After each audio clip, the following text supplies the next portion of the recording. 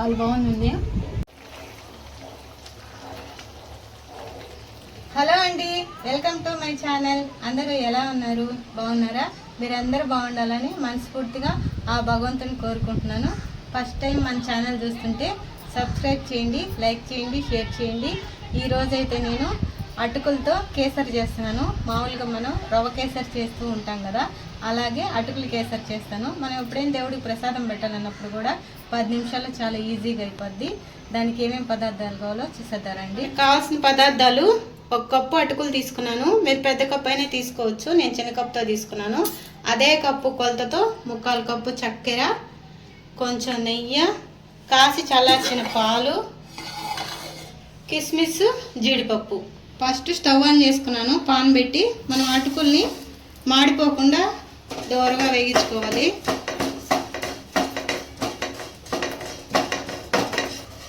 అటుకులు చాలా త్వరగా వేగిపోతాయి. మంట సిమ్లో పెట్టి దోరగా వేగించుకోవాలి మాడిపోకుండా.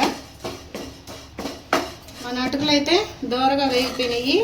ఇప్పుడు మనం స్టవ్ ఆపేసి చల్లార్చుకుందాము. అటుకులు అయితే చల్లారయ్యి ఇప్పుడు మనం మిక్సీ జార్లో వేసుకుందాం.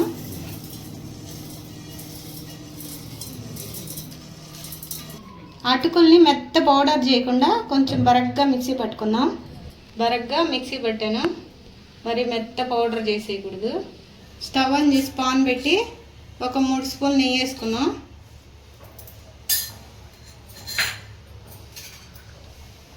జీడిపప్పు, కిస్మిస్ వేగించుకుందాం ఫస్ట్.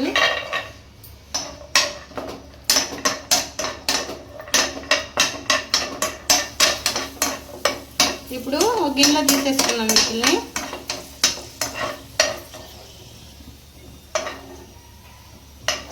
ఇప్పుడు మనం మిక్సీ పట్టుకున్న అటుకులు వేసేసుకుందాం.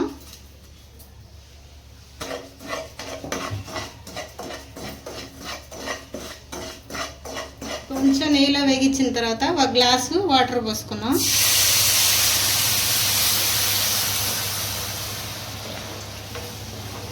అటుకుల్ని బాగా ఉడకనిచ్చేయాలి ఫస్ట్.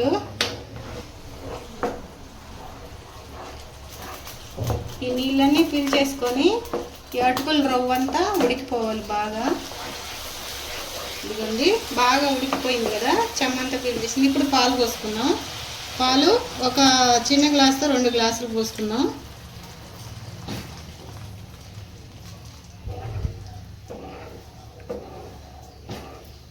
చక్కెర కూడా వేసేసుకుందాం.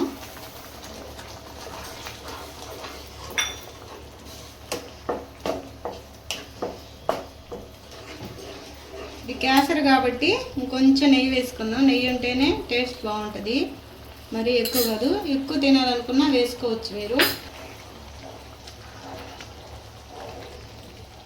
మనకి కేసరి కాబట్టి కొంచెం కలర్ వేసుకుంటే కలర్ఫుల్గా ఉంటుంది. ఇలా వైట్గానే తీసుకోవచ్చు, కలర్ వేస్తే బాగుంటుంది. కొంచెం నేను ఆరెంజ్ కలర్ వేస్తున్నాను, కేసరి కలరు.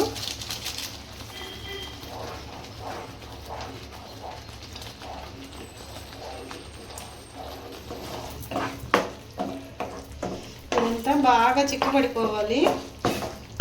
మనం రవ్వ కేసరి ఎలా గట్టిగా చేసుకుంటామో అలాగే గట్టిగా అయిపోవాలి. మరీ గట్టిగా కాదు, కొంచెం స్మూత్గా అయిపోవాలి.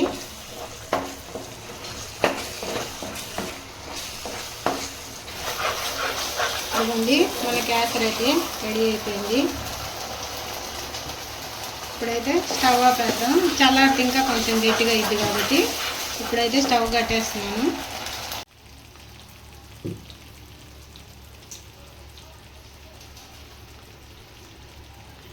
అంతేనండి, మన అటుకుల కేసరి అయితే చాలా అంటే చాలా బాగా వచ్చింది. ఇప్పుడు మనం వేయించి పెట్టుకున్న జీడిపప్పు, కిస్మిస్లు కూడా వేసుకున్నాం.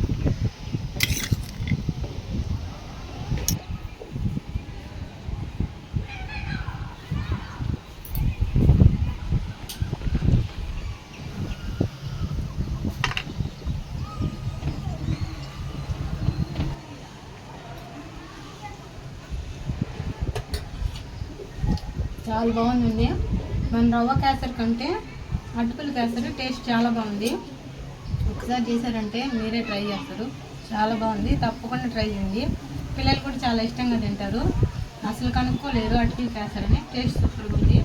మా కేసరి మీకు నచ్చినట్లయితే లైక్ చేయండి, షేర్ చేయండి, సబ్స్క్రైబ్ చేయండి. ఉంటానండి, బాయ్.